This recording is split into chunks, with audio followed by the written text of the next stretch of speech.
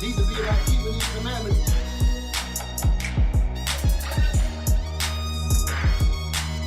This is not what I expected out of them. The true Bible, the book of our fathers. Right. The Most High has given us guidance on what we need to do. It's also Eli. It's also Nahshon. Also Yikiel. Shalom, shalom, shalom again, my brothers and sisters. Shalom again, my brothers and sisters. Welcome back. We are back. We've been out for a couple of weeks, actually, and while we were out, I want to just give some shout-outs and some thanks to the brothers and the sisters that were actually working behind the scenes to make sure that these programs continued. As we were out, because we had to do a shutdown. Because of the this new virus that Esau has put out here. Yes, he did it. He put out here. He said enough of them ain't dying fast enough. So let me put another wave. So we have to take the precautions to make sure that we don't spread it. So that's the reason why we were off the set for about 2 weeks. Okay, yes, it's a 14-day quarantine kind of thing that we do, trying to prevent the rest of the people from getting sick. So that's why we were out. But while we were out, we had some notable captains and brothers that held it down. So we want to give thanks to that Captain OC and yes, Captain Kemuel. They came through in the clutch and did a masterful job in the class that they brought out about the craziness of Christianity. So just want to give a shout out and a thanks to all of those brothers and sisters that worked on his set to make sure that our program went on as scheduled, because it's a big thing to remain on time and to do things in order. So, you know, for us, when we say 6 o'clock, we mean 6 o'clock. We want the brothers and sisters to hold us to what we say. When we say that we're going to be on at 6, and when we say we're going to be on at 8 or whatever time that we're talking about, we want to be able to do that. That's how you establish order. Right. So this is the reason why we want to do those things.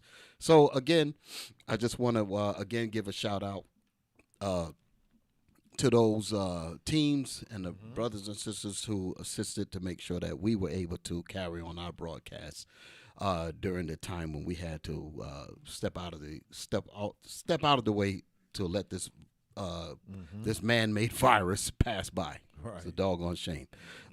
Tonight's I'm Bishop Yawasab. Let me just go around the room. Let me introduce the crew. But one thing I want to say also, because I've been on the road a lot, and in different areas, and wasn't really here as often as some people may expect.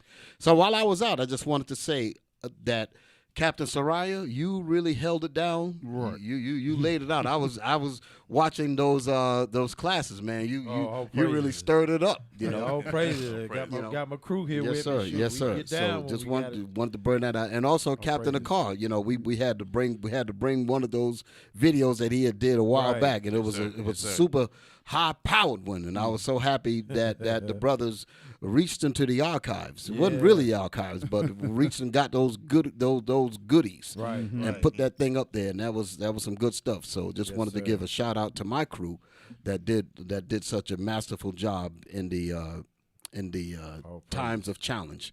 Also want to thank my crew, my AV crew, my IT team, the brothers and the sisters that's working in there. So and they have a masterful job to do, and they do it very well. So I want to give kudos to them. I actually want to get a stencil, some kind of posting where we can actually name you brothers and you sisters that work with us, because this is all about working in unity, and we try to do a great job, because we want that attitude to trickle down, if you will, into everybody else. We really want to set the standard and get us all on the mark of trying to be the best that we can be. So I want to talk about some things like that. And while we are in the midst of trying to do that, as repenting Israelites, as brothers and sisters that's trying to get ourselves together, we recognize that our enemies, Esau and all of the nations, are losing sleep trying to make sure that we stay destroyed, okay? So let me go around the room. Let me get everybody on board, and then we're going to get into our topic, all right? I'm Bishop Yawasop. Let's get it in. Shalom, Israel. Captain Sarah. Most High Christ bless y'all. Shalom, Israel. Ezekiel. Most High Christ bless. Hey, Shalom, Israel. Also Nahshon. Most High Christ bless. Shalom, Most High Christ bless. Officer Azari. Shalom, Most High Christ bless. Officer Eliakim. All praise. Yes, sir. All praise to the Most High. So tonight's topic is repairing the damage of absent and broken fathers. That's what we're going to talk about. Wow. And I said repairing the damage because our enemies understood that the greatest threat, they understood that the man, pardon me, sisters, you know, and it should never be a situation where if I put emphasis on the brothers as being targeted for racism, the sisters say, well, what about us? You understand? We've been tricked into having that competition thing against each other, which is crazy. You understand? So we need to get off that. So when I mention about us being the targets, when you talk about killing off the black man, you're killing off the black man, the black woman, the children, everything else. And the proof of that is look at our society. Once they found a way to really destroy the prominence of the black man, everything else followed. The black woman followed. The kids follow, jails increase, dope increase, bad music, homosexual, all kinds of stuff came because that standard of order, that standard of discipline and structure was gone. So once that's gone, it's easy for other men to come in and just rearrange everything and destroy it. Yep. And that's basically what happened. The woman cannot compete against men of another nation. She needs her man to be able to do the things to protect not only himself, but to protect his family, protect his whole nation. And once they get rid of the strong man, like the scripture say, give me that. Give me that. It's a scripture about the strong man. It's look that up for me. Yes, sir. Look that up for me real quick. To talk about the importance of why the strong man has to be taken care of. And like I said, we have to understand that it is the man that is the threat to white supremacy. Pardon me, sisters. Pardon me, women. But the black man, the Hispanic man, the Native American man, the men are the threat to white man, white supremacy. That's who guarantees. 12:29. Yeah, that's it. That's it right there. Read that. Tell them where it's at again. Matthew chapter 12, verse 29. Come on. The book of Matthew, chapter 12, verse 29. Or else, how can one enter into a strong man's house? How can a thief enter into a strong man's house? Go ahead. And spoil his goods. And spoil his nation. How could a white man or any other nation come in and destroy the nation of Israel? Read it again. Or else, how can one enter into a strong man's house? How can the enemy come into a strong man's house? The strong man is the man. And enter into a strong man's house. Go ahead. And spoil his goods. And spoil everything that the strong man is protecting. How would he be able to do that? How would a thief be able to do that? Read. Except he first bind the strong man. He has to get rid of the fathers. He has to get rid of the man. Has to get rid of the stability. Has to get rid of the cornerstone, so you can understand. Have to get rid of the carpenters. Have to get rid of the builders. Get rid of the pillars that sustain the whole house. They have to get rid of that. Okay? That's why we are talking about what we're talking about, because this is what happened to us. Okay? Once again, brothers and sisters, I also want to say to you that we are thankful that you are in tune with us, that you're in tune to this program, and for you brothers and sisters that support what we do here in IUIC and on the Bible, the Book of Our Fathers.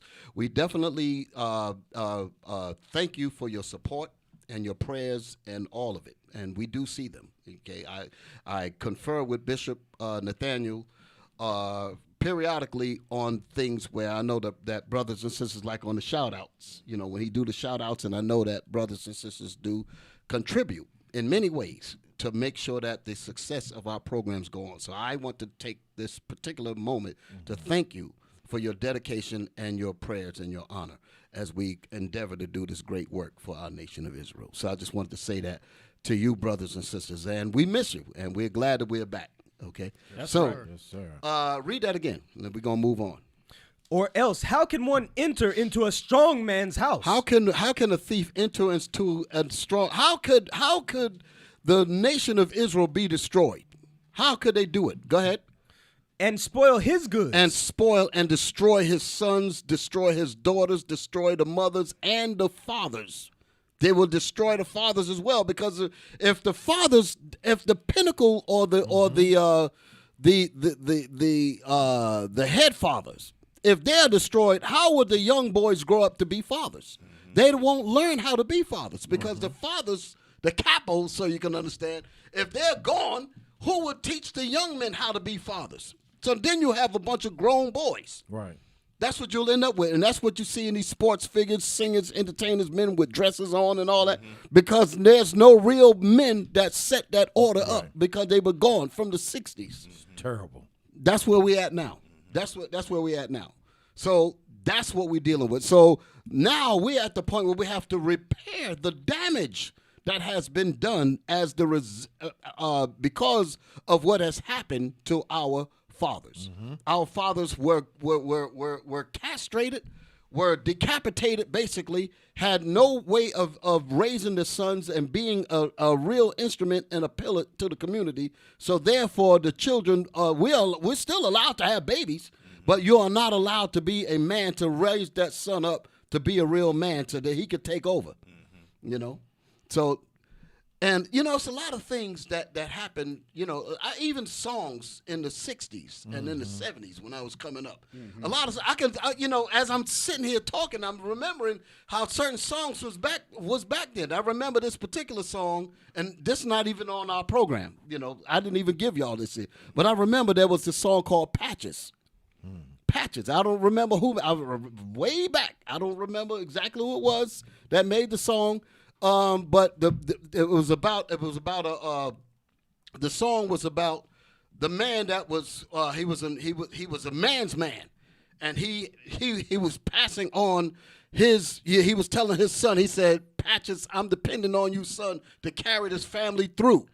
Was it Clarence Carter? That's it. That's it right there. Could you just for a second? So I know I'm going old school on you. I have. Hey, there's a risk that I'll lose to you, the new generation, by going into these things.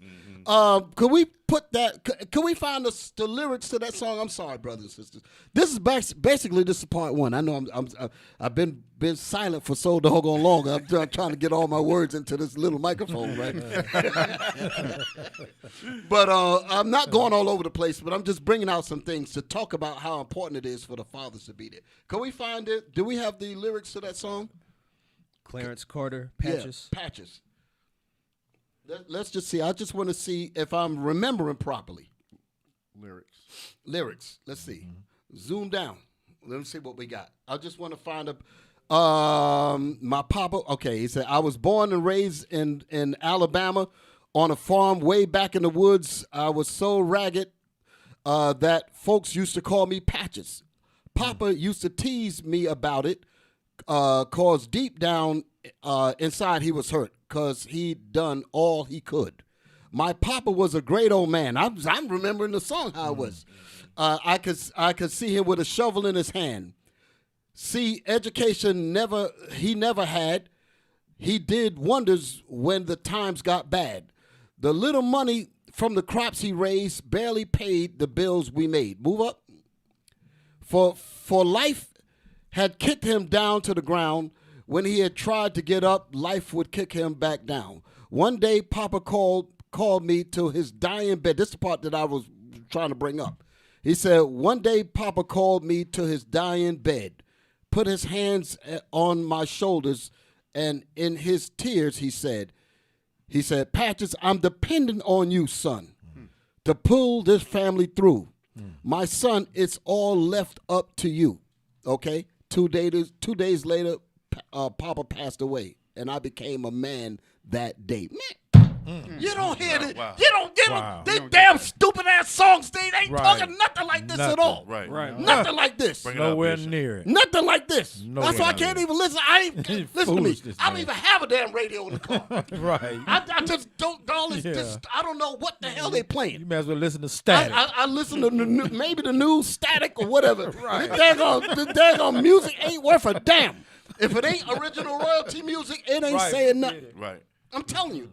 But this was music back then. I'm gonna play another. I'm gonna talk about another song way on down the line. But But when y'all get a chance, check these things out. He said, "I told mama."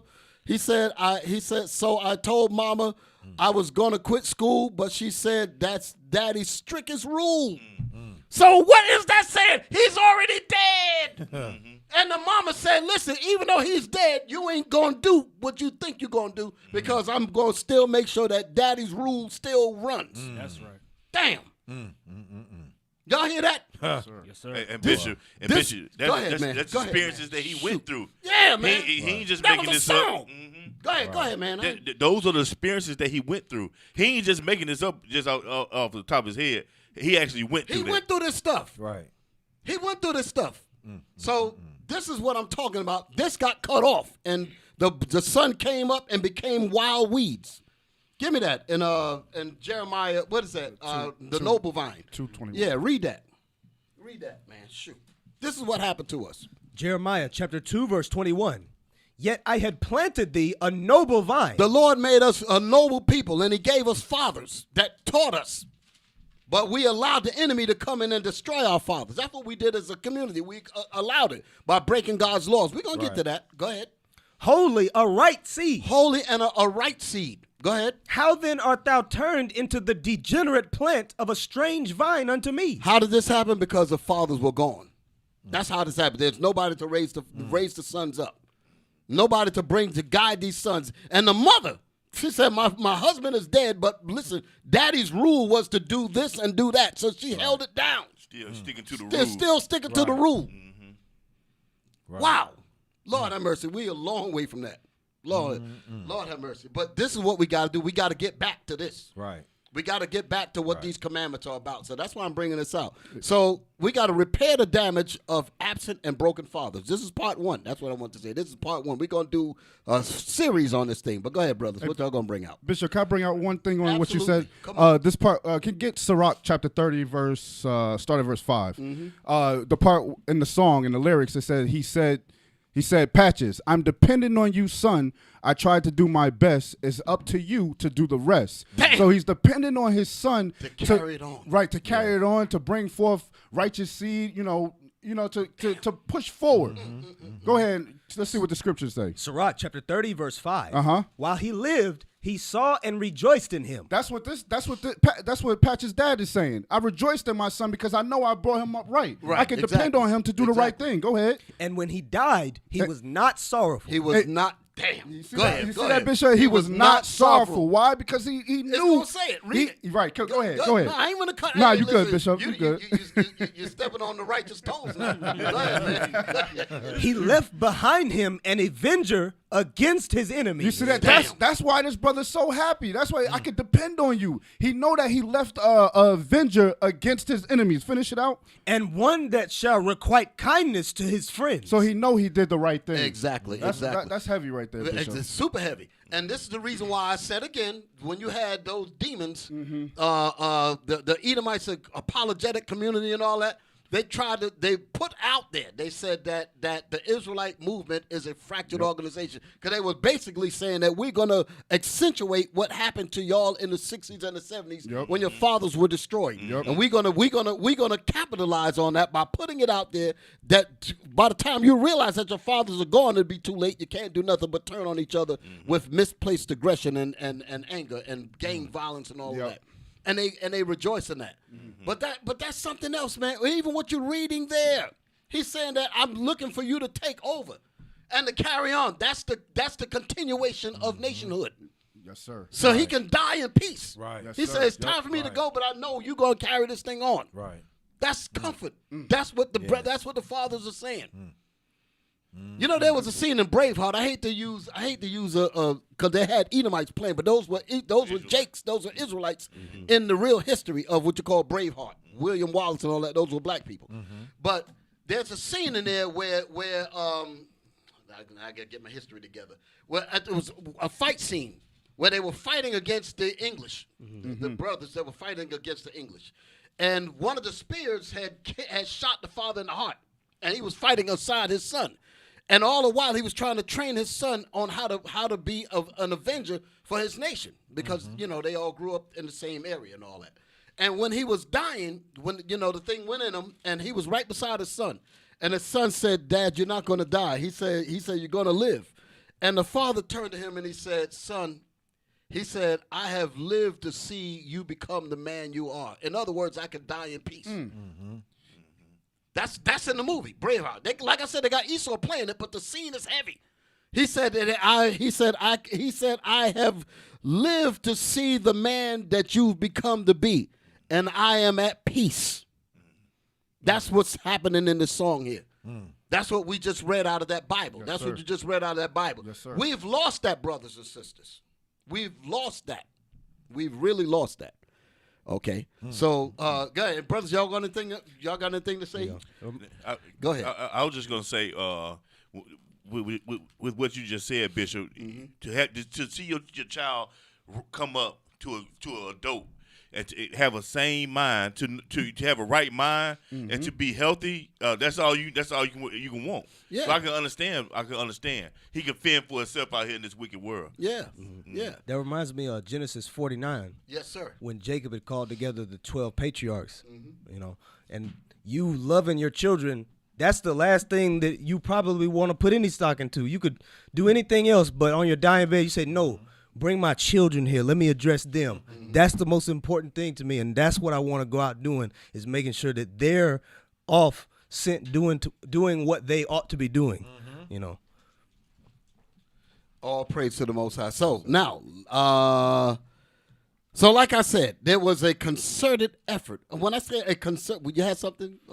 No, go ahead, Bishop. I'm communicating with the video guys. Okay. Yeah, you good, Bishop? Getting ready. He said, "Get ready." Right? Yeah. All right. Yes, so what was I about to say?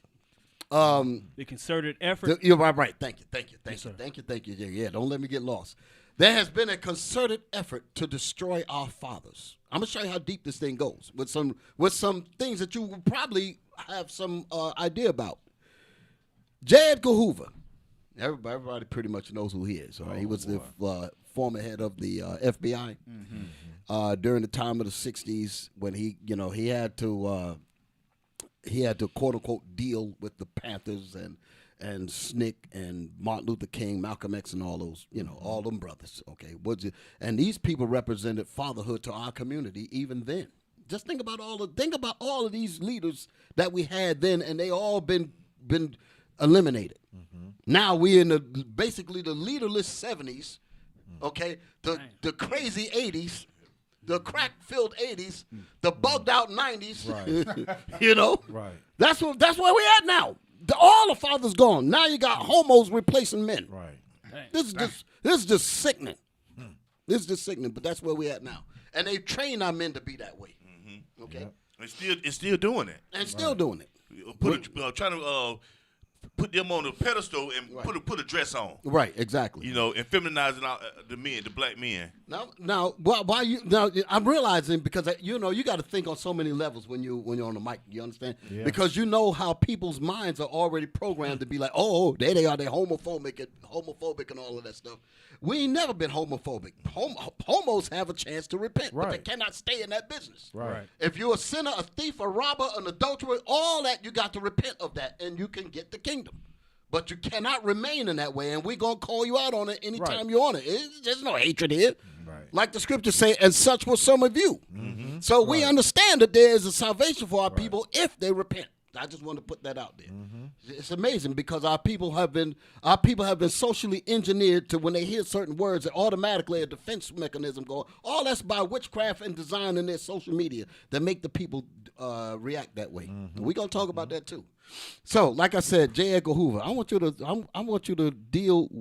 to pay attention to this statement here. And like I said, we went over it a few times, but I really want to just hone in on something concerning the statement that he made. Put the thing up there. Put the thing up there. The thing from USA Today. Let's do it in the order that I gave it to you. Right there. Right, that's the one. Read that like him. USA Today. Hoover was the director of the FBI for almost 50 years. 50 years. This dude was in leadership of the Federal Bureau of Investigation. Come on. From 1924 until his death in 1972. So that was all throughout the 60s. All throughout all our leaders were gone by the time 1972 came up. They were finished, destroyed, gone. Go ahead. The social media claim focuses on his threat assessment of activist groups during the 1960s. Threat assessment. Go ahead. When FBI Director J. Edgar Hoover was asked what was the single greatest threat to the USA, I want y'all to listen to that question. They asked him.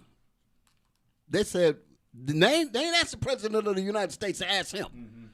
Understand what? Because the FBI basically have their own machine that's basically untouchable. They have their own budget and all types of stuff. There's a whole lot of history behind all of that. But read that again. When FBI Director J. Edgar Hoover was asked what was the single greatest threat to the USA, So then in other records it says the greatest threat to national security, to this country's national security. Read it again. when FBI Director J. Edgar Hoover was asked what was the single greatest threat to the USA, The single greatest threat to the stability of America. What is the threat, J. Edgar Hoover? What is the single most biggest threat to the sustaining and the ongoing operations of this country? he answered Negro unity. Damn. He said Negro unity is the opponent or the what's the word? The antagonist against against happiness, against the civilization. Listen to what he's saying. So that automatically makes everybody look at the unification of black people as the enemy. They said if you're unifying, if you're trying to even pick yourself up from slavery, you are a threat to our sovereignty. You are a threat to our ongoing operations. You are a threat to Americanism. You realize this? Wow. That's what that's saying. Read that. What does it say? Take a moment to let that sink in. That's the point there. Take a moment to let that statement sink in, because he had to say that normally if people's intelligence weren't worn down the way they are now, you wouldn't have to tell people to take a moment to let that sink in. That'd be obvious. Once you heard something like that, you'd be like automatic. What do you mean we're a threat? And you automatically start putting the pieces together. But now, because people are doped up on bad music and videos and all kinds of stupidity, you have to remind them, by the way, let that sink in. In other words, turn your brain on and think. That's what he's saying. You see because it's off now. Go ahead. You see what I see in that, Bishop? Yes, it said Hoover was the director of the FBI for almost 50 years, from 1924 until his death in 1972. Right. He making statements like this. He said, "What is the single greatest threat to the USA?" He answered, Negro unity. Basically telling you this government, United States of America, is against us. Period. That's exactly what they're saying. Right. That's what it said. Let it sink in. They backed him for 50 years. That's what they're 50 saying. years. For 50 years, they gave him the power to make sure that black people are never unified. And if that was his answer, that means that particular thing is what they will try to destroy for the duration. Exactly. Including the government that organization serves. The same government that we pay taxes to. Exactly. Right. That's captivity in a nutshell. So that's what it is. That's what's going on. And these kinds of things bug black people out. Because we know this in our spirit. We know that we are in an oppressive government. Right. We know this. And we are bugged out. Because we know what's going on. We feel it. We all feel it. Yeah. We all feel it. Yes, sir. Women feel it. Men feel it. Boys feel it. Everybody feel it. Your kids going to school, sitting up in the classroom, smart as hell in terms of engineering and the rest of it. But they know the society is not going to really give them the fair shake. They know that. So they just kind of just sit there, knowing that they're going to face unfair, racist opposition. So what does that do to your aspirations? What does that do to your drive? That destroys you from within. You're defeated before you get You're started. defeated Bishop. before you get started. And you wonder why people are bugging out. You wonder why they're in the psych wards and all of this. This is why. This is why, because daddies are killed off, so daddy can't even prepare him for the racist society that he's about to enter. And then he goes out here and he has to experience all of this and learn that the whole system, including the government, is against him. That's why I was saying before, do you know how much work it takes to rebuild this black man up? Right. That's why I was making that statement a while back when I was on this program when I said that. How much work it take when it was a concerted effort to kill them all. Right. That was the point, because this is the threat to our whole existence. Okay? Give me the next clip. Let that sink in. Wow. Give me my next piece. There was a piece before this. Come back, come out. Right. Zoom in on that. At the top, fact check. Go ahead. USA Today, fact check. Hoover labeled Black Panthers biggest threat among black extremist groups in 1969. We were brought over here as slaves and robbed and raped and tortured. Emmett Till, all of this stuff happened before the Panthers came up. Man was pretty much murdered for nothing. Hold it. Go to my pictures. I sent them in the end. This is the kind of stuff that was going on before the Panthers came up, because it was like 66 when they started. In Oakland, California, I believe. Go to my pictures. It was like at the end of It's like the last one you posted. Yeah, exactly. One of the last pictures that I put up there. I want you to understand what was going on during these times. Okay? And you Hold it. Don't show it. Come out of that. Go up one. Go up one. Go back to the telegram. Keep it on the screen here. Bear with me, brothers and sisters. Yeah, that's what I need. Come up. Go up right there. Show that one. That one right there. Emerge. Show that. Show that on the screen. This is out of a magazine. This was a black magazine, Emerge. I have this magazine, and this was an article that featured Mamie Till, which was the mother of Emmett Till, and she talks in this magazine. She talks about the agony that she went through when she had to witness her. All of what you see on that, she went through that thing, and 40 years trying to get justice. And now she's dead, and she still never got justice. Never got it. Okay, but this is what they did to our fathers. This is in the 50s that this happened. The Panthers wouldn't even come up. So us coming up is in response to the terrorism that we've been facing. Right. Because we have sons.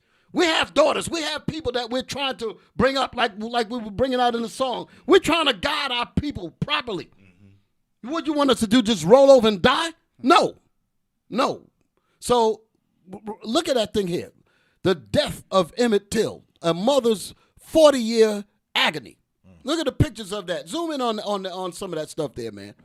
Zoom in on that. Look how handsome that boy was. Right. And they looked at him and said he must Negro unity, just like he said, is a threat to the ongoing operations of this country. Damn, that's some, and they still believe that to this day. Right. SPLC believes it. Yep. ADL believes it. Yep. All of these damn so-called philanthropic groups that's headed by these so-called Jews, they are behind this. Right. They are behind the destruction of black folks, because the black folks and the Hispanics and the Native American Indians, they are the true Israelites, and they know that. That's right. So J. Edgar Hoover was basically doing the bidding of Amalek. Okay, so that's what you're looking at here. Okay, y'all put that on the screen, right? The people saw that. All right, now come out of this. This is what again I'm talking about. Don't let me forget my point. Go to the picture up underneath this one. I ain't ready. Just listen to me. Move not past that one. Just stay with me, brothers. Go past that. Well, maybe it must be the other way. Right. That's what I want. Hold it right there. This is what was viewed. Look at this thing. Put this on the board. Emmett Till's mother wanted the world to see what was done to her son. This is what they had to see. This is what they went through. This is what the Panthers and all of the groups, they were trying to stop stuff like this. Right. And you're gonna call them a terrorist, a hate group. Come out of this. I just want y'all to see these things. Come out of this. Let me see some other pictures, because I had another picture with them moving around. Follow me. There was a picture. Right. That's what. Now y'all thinking. Now y'all cooking with gas. Show that. Look at this damn thing. Look at the the mother. That's Mamie Till when she was young, got to go and identify her son. Look at him. That's the boy there. That's the son of what these devils did. Right. That's the father of him. That's the mother of him. Indistinguishable. Indistinguishable. Mm-hmm. Look at them. Look at that damn thing. And the father looking directly in our eyes. He's right. straight. On his face. He can't believe. Look, he got to see the hurt on his look face. how he has to hold his wife because she's broken up. Right. He has to hold her because she's in pieces. Right. Look how she's looking. All the spirit of her is gone. Mm-hmm. If he let go, she gonna explode. She gonna explode. She gonna collapse. She gonna bust down. And right. That's the kind of stuff that was going on. So that's what brought on the times of Panthers and all of that, because we were trying to offset this here. Mm-hmm. Mm-hmm. And truth be told, you look at his face. He's holding just as strong. Right, exactly. Just trying to support her. Right. He's looking. He's like, how he ain't got nobody to embrace him. Exactly. He's holding strong as to hold her. There you go. These are the realities that we need to be realizing. That's right, brothers. Don't be taking it off the screen. I'm looking at the preview screen, but I need the people at home to see this. Mm-hmm. Okay, you brothers, you better get some age on you tonight. I'll be in there acting young. You better act like you was part of the 60s. That's right. You better be with me today. Right. Okay. All right. Now we can come out of this. They got enough of that for now. So I just wanted to roll it. Now go back to Edgar Hoover about the thing about 69, about what he said. We letting this thing sink in. Go back to the top of my right. No, it was before this. It was after this. Right, that one. Come on, Larkin, help me out now. Yes, sir. USA Today, fact check. Hoover labeled Black Panthers biggest threat among black extremist groups in 1969. So the Panthers was labeled an extremist group by him because we had to try to find a way to stop violence like this here. Amazing. So that's letting you know that like what he said, Negro unity. They really hate that, and we are experiencing that all the way up to right now. Israel united in Christ represents unity, and they hate that. Right. Bishop, I know they hate it, and I wanted to pull it up later. I'm sorry I ain't got it right now, but I just want to mention it. Yes, sir, I found out where my wife is from in Wandanch, Long Island. The blacks over there tried to unify and police themselves. They shut it down. But meanwhile, in Jewish areas, they're allowed to police themselves. They got this thing called the Shomrim. Right. The Shomrim. Right. So the whole thing on Eastern Parkway. That's their whole damn police department over there. So it goes to show you they don't want black unity. They don't want it. They don't want you doing nothing for it. yourself. Right. Otherwise, what this devil called us. Let us do it. Yeah. So y'all got this. You mentioned the government as well backing that finding of his after the 50-year span of his term being the overseer of it. And the fruits of that, like you were saying, that they did not condemn that finding and statement that he made. They backed him in it. And the fruits of that in the 60s was what? MLK murder, which Coretta Scott King won the case against the FBI for, forwarding the tension between Malcolm and so that he would get murdered. Right, exactly. All of them groups to shut down. They didn't say no. Well, like they didn't say, oh, that's extreme for you to say that. They said okay, and then they gave them all the power to make sure that Negro unity was broken up and never happened. Exactly, and we have to really remember that. When we say us against the world, that's the real deal. Real deal. We're not just. That's not a slogan. Everybody, give me that in the Bible, man. Let's get that Matthew 24. Let's get that because there was more in this thing. Move this thing around because there was more in there. In this thing here. Let's see.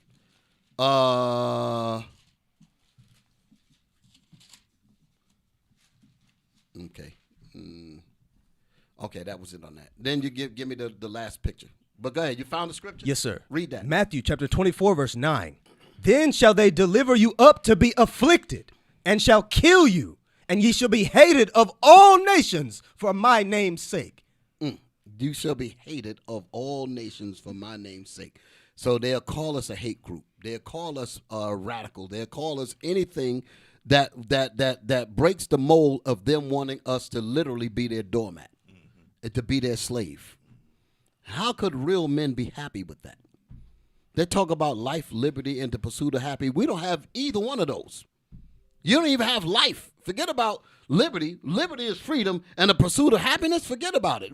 None of that pertains to us. The only way we're going to have these things is when we get the kingdom, and our enemies are destroyed and under our feet. Right. That's the only way we're going to get it. Ain't no love now and none of this. You know, that's what Nina Simone was singing about. I want to bring that out later on. That's what she was talking about in her song. A lot of people don't even understand that. Nina Simone, back in the 60s, singing them records. That's what she was talking about. You know what I'm saying? And this society will make you crazy if you don't know the scriptures. If you don't know the scriptures, you will be bugged out. Case in point. Here we go. We're going to play our next video. But I just want to make these points. Like I said, whatever methods America needs to keep us down, they will use. Whether it be putting dope in our community, whether it's murdering our fathers, murdering our leaders, all of that is to keep us in a docile state. A submissive, broken, no fathers, welfare laws, all kind of things. All of that was to destroy the man. You realize all of the efforts that was used to destroy us? We got to have God on our side, brothers and sisters. We got to. Right. We got to have that. You know. Give me let me see before I do that. We're gonna cover 4 different pieces. Here, read this, because I know I put it up there, but we basically covered it already. But just go through that while I get ready to set up my next piece.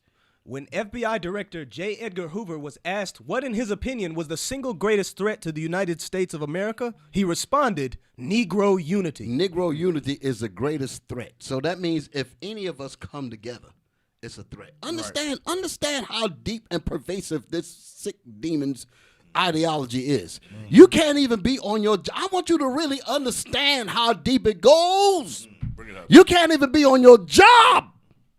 And 2 of you black men get together and watch the white man come around and basically say, break it up. You can't even come together. Think about what I'm saying. If a group of y'all get together and say, we just want to talk about what we want to talk about, they feel threatened because of this ideology. I'm showing you that Edgar Hoover was way back in terms of decades. But the same mentality exists right now. And if there's any thought of you organizing, trying to build up and trying to do something for yourself, they say that you are a hater because your rise means their destruction because they did not want us over here for nothing else but slavery. Right. Period. You need to understand that. The faster you understand that, the better off you will be. You will learn to unify with your brothers in righteousness up underneath this Bible, irregardless of what the enemy say. Liberty or death, damn it. Right. The hell is this? That's How in the world you going to live on your damn knees? I'd rather die on my damn feet rather than to live on my knees like a damn slave. No. So here we go. Read Deuteronomy 28. Because the point is, like I said, I'm going to deal with 4 segments of this class. The first segment that I'm going to deal with is the cause and effect. Okay, I'm breaking it down. The cause and effect. So I'm dealing with the cause and effect of what happened with our brothers. Okay, what happened to our fathers. Okay, so let's deal with that. Like I said, I wanted to make sure that I stayed on my particular topic. I said before we can begin to discuss this subject, we must first acknowledge exactly the cause and effect of what happened to bring about the estate of our nation as it is right now, meaning the low, destroyed estate of our nation. Give me Deuteronomy 28, verse 47. Deuteronomy chapter 28, verse 47. Because thou servest not the Lord thy God with joyfulness. This is the cause. Because we did not serve the Lord our God. What? Go ahead. With joyfulness. We were not happy. We were supposed to have life, liberty, and the pursuit of happiness in God's laws. We did not practice that with him. Read that again.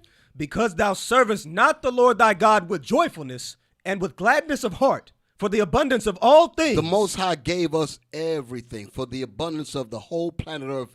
Our Father, the true Father of all, gave us the whole planet, gave his sons the whole planet Earth and everything in it.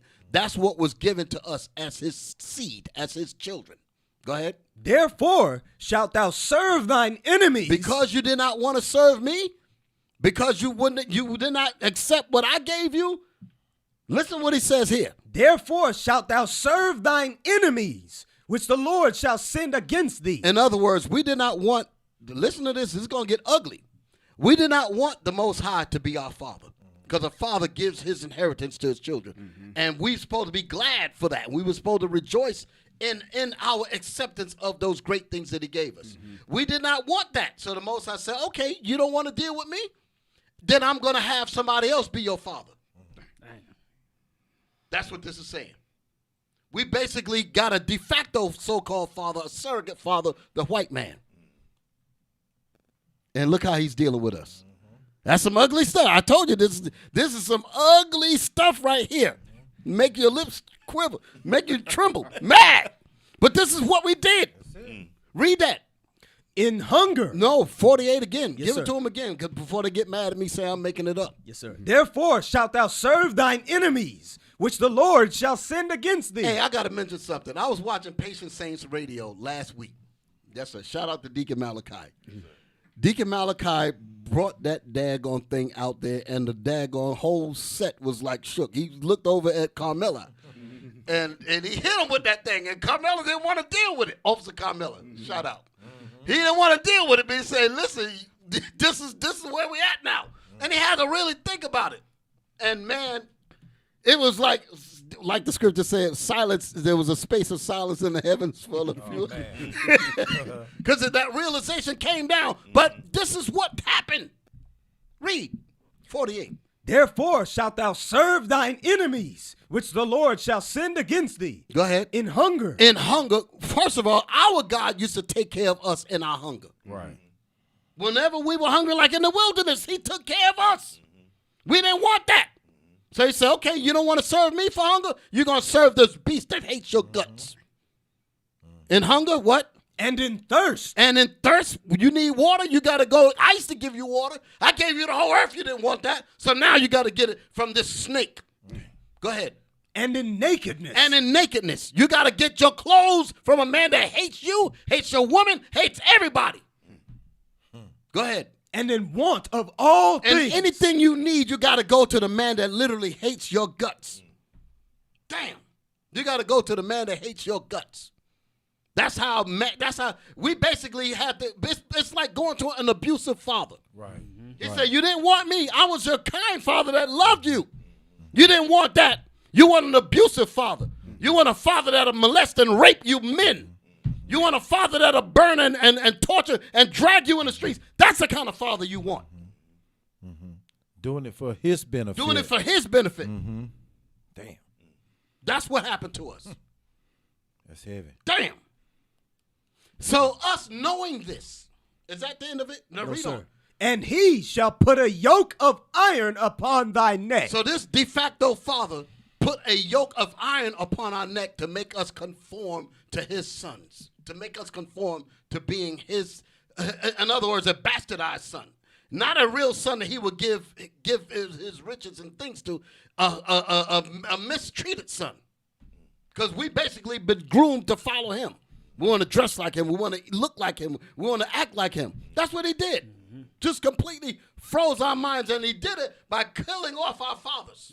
Right. When our fathers tried to reverse the curse, they said, hell no, you trying to unite, that Negro unity is against everything that I'm about. Kill them all. Send dope, guns, bad music, homosexuals, AIDS, anything you can just to break up the unity. Lie on them on the media, say that they're a hate group, say anything. Just make sure that they do not unite.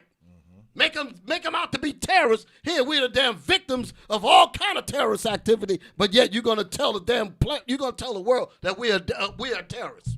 And we're drowning in violence that you manufactured for us. Read. The Lord shall bring read, and the one of all things. Oh, yes, sir. Therefore shalt thou serve thine enemies, which the Lord shall send against thee. Read. In hunger. In hunger? And in thirst. Go ahead. And in nakedness. Go ahead. And in want of all things. Go ahead. And he shall put a yoke of iron upon thy neck. That's letting you know who did this. And he shall put a yoke of iron upon our necks. That's what this surrogate de facto father did to us. Put a yoke of iron on her neck. Who are you coming down here to educate my niggers? That's how he would talk. He's like, these are my niggers. That's how he would speak. I'm making these to be to servant to me. That's the kind of quote unquote de facto sons we became to this virulent beast. Go ahead. It said what? Until he have destroyed thee. Until we have been put into a system of being completely docile. Laying down and accepting and want to be exactly like the oppressor is. And we can never obtain anything on an equal, quote unquote, equal footing with them. Damn. Give me my next video. Just show you how bad this oppression did us. Go back to the top of my Telegram stuff. There's a video right there. That's what I want. This is the result of having no fathers, brothers and sisters. This is the result of when our fathers are killed off, and we have a de facto surrogate so-called father, the so-called white man that hates our guts. This is the kind of sons that this society has produced. Listen, look at this here. Go ahead, man. Hit that thing. I want y'all to hold. Stop. Are you okay with this type of behavior? Okay. So the video is basically going into about this is how we're going to end up where there was no law and order and becoming, and it says without law and order, this is becoming normal behavior. I just want y'all to see that. That's what the video is focusing on. I'm not necessarily dealing with the law and order part of it. I'm looking at the mindset of the brother. Okay. Are you okay with this behavior? That's the part that I'm dealing with. Okay. Back it up again.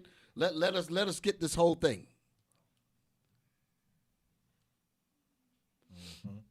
So y'all ready now, right? Go ahead. Come on. Hold it, Captain. You were going to say something. No, let it run. Let it run? Okay. Yeah. Now I'm going to lean back. Y'all going to talk now. Let it run. Come on. Hit it. I don't give out tests. With the gun, I don't need no bullets. I had to tell ghosts calm down because he be on bullshit. I was trying to put a plan together, say need some bullshit. You ain't really got no plan.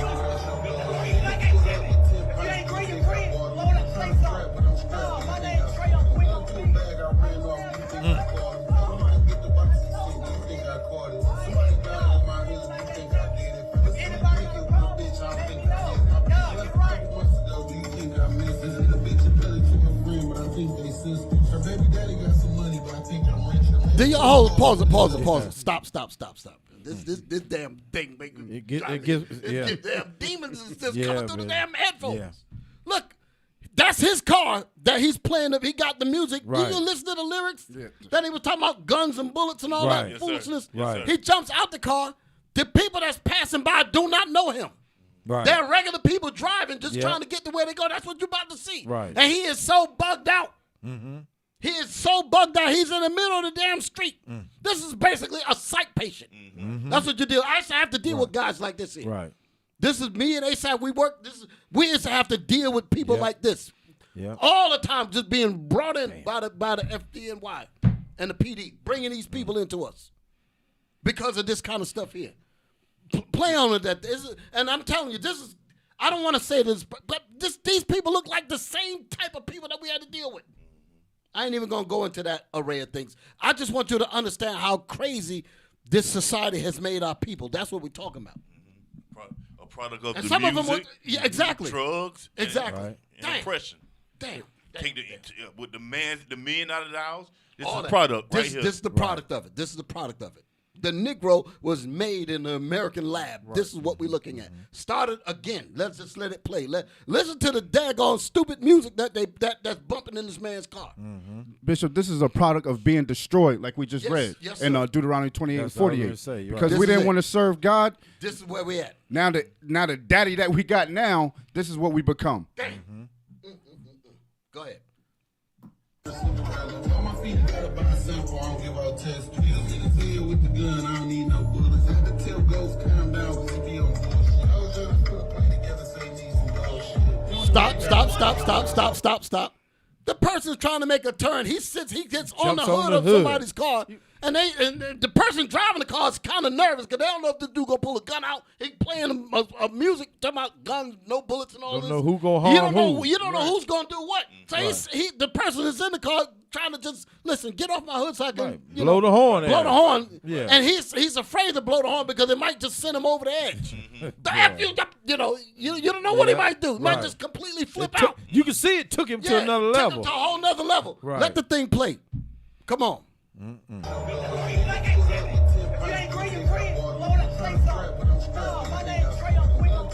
Stop. You notice him yelling? Right. He's trying to find himself. Right. You can see that he's totally absent of his own. Y'all, I see, Nahshon, you looking at him like you really feeling this thing. Yeah.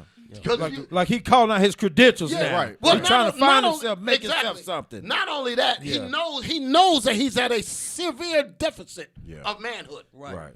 He knows that he's at a severe deficit of manhood, and this is all he has left.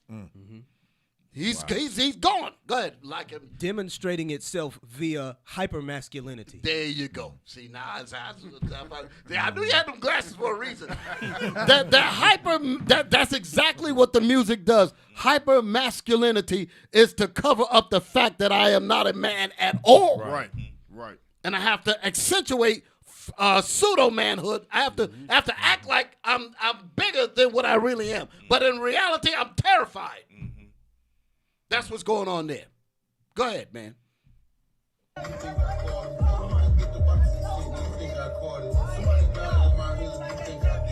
When you see black men, hold it. When you see black men walk down the street and they looking at, what you looking at me for, nigga? Yo, you want some, nigga? You want some? You can get some of this smoke, nigga. Right. You ain't no punk, nigga. I don't take no shorts. Nigga, you taking shorts every damn day. What the hell you mean you ain't taking no shorts? Right. But that's the deal. That's because our manhood is gone, and we're trying to make up for it. Like what you call it, hypermasculinity. We're trying to hype it up because it ain't really there. Right. Because of his father's. Where the hell is his father at? Right. You know damn well his father is not in this man's life, and if he is, he ain't no damn good. Right. His mind is destroyed. Go ahead. And we supposed to be happy with this? Right. Hard times make strong men. Right. When we see crap like this, you got to do something, man. Got to do something. Go ahead, man. Play on. Now you go skipping off. Her baby daddy got some money, but I think I'm rich. I made a 20 ball and put it up. I ain't take no picture. Tryna do some shit. I got my son. I need a babysitter. Pull up on the bitch. She let me fuck. I blew her AC with her. Hey, real quick, y'all. Real quick. I just want to say, and we so destroyed as a people that the sisters nowadays, they'll think this is attractive. Yeah. They'll like this. That's how far it's gone. They'll go after something. Right. He's cute. He got a green on. He got a green outfit on. Some nice sneakers, such and such. I want to rock with him. Yeah, right. This the type of man I want. Damn. Go ahead. Y'all That's can how play on. bad it is. Yeah, Go it's ahead. that bad. Play on. Go ahead. I'm telling you, man. I'm sorry. I would have ran his ass over. No. We can't hold it. Stop. He would have. All right, you're right, Bishop. But I'm sorry. They'll take that clip. Right. And mess around. Let a black guy really run somebody over there. Say he's with IUIC. Right, He's I an get Israelite. it. They just blame it on us. It could be a damn cartoon. It'd be a cartoon of somebody driving over somebody with a car. They said, no, that was one of us. Right. They're manufacturing association with that. Right. thing. Well, Officer Nahshon said was real heavy about the women interpreting Right. hypermasculinity because of their lack of fathers and their Right there. fatherlessness. That's the to point. show them what They don't type know of what man to look they for. don't know what a man is. They interpret hypermasculinity as the type of masculinity that is able to protect and provide and be that. Oh, he can keep me safe from anything. Yeah. Because that's the Hybristophilia. That's the Hybristophilia is the desire for like criminality or to. You might want to put that word up there. Pull it up. there. Well, can I? Yeah, Okay, put it up there. pull it up. You hold it. We come back to the video. You got to put that word up there because you threw a word out there, so them glasses again. Oh no! You put that word up there. We got to look that thing up because it's true. Okay, Let's get it. HYBRIS. That's There it. it is. There it is. The top word right there. Listen, look, go ahead, open that up. Go ahead, Lakia. Hybristophilia is a paraphilia involving sexual interest in and attraction to those who commit crime. Did you see? You had to The look black that up. woman. You cannot leave. That's why I say you got to put that up there because they ain't gonna know what you mean. Nah, yeah, So you- they are you attracted right. to this hyper manhood stuff. Right. They will go after something like this here, thinking that this is what it's all about. Right. I want a bad boy. That's the point you're bringing. Yep. I want a roughneck, a damn criminal, got to go be in jail. He was in business selling drugs for 5 years and his ass is out of business. And now she got 2 damn babies from him. Then the next thing you know, they want to talk about something. I need somebody to take care of my baby. Yeah. Damn. Come on. Go back to the video. Back it up a little bit. I don't know if you can. He looking like an animal out there chasing cars. Yeah, but You know how dogs chase cars? Right, but here's the point. He was not born crazy. No. Understand, he's not retarded. No. There's nothing wrong with him in terms of his physical motor skills and all of that. This is the result of being in a society that hates your guts, that will not allow you to breathe as a man.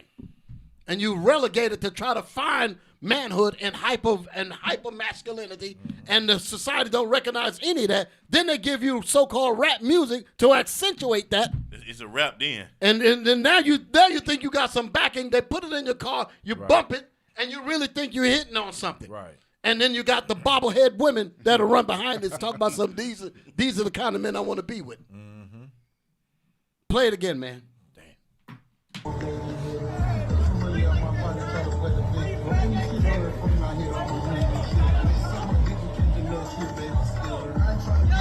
Niggas make them pay me chicken.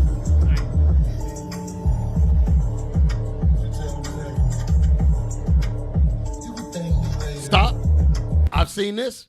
They are so crazy, they will stand in the middle of traffic and say, I dare you to hit me. Let me show you how far that goes. I'm from New York, and I know they got it, but I've seen it mainly in New York. I haven't really seen it down here. Some of these sisters with these babies got the same kind of mentality. They will see you driving a car. You got to go around a curve or something, right? Go around a corner. The sisters will push their damn babies damn near in your way so that you will have to stop and notice them. Because they feel so nobody's paying attention to me. Nobody loves me. Nobody acknowledging me. I'm going to get your attention even if it means the death to my child or me. Right. I've seen this. I don't give a damn what nobody say. People on the chat, y'all tell me if y'all know what I'm talking about. Some of our people are so suicidal. That's what it is. That's suicidal behavior. They'll do things nearing cheating, what they call cheating death. And will do things like that. I've seen it all the time. These young girls pushing strollers and all of that because there ain't no man around at all, and their whole value system is destroyed. It's sad. Sad. Come on.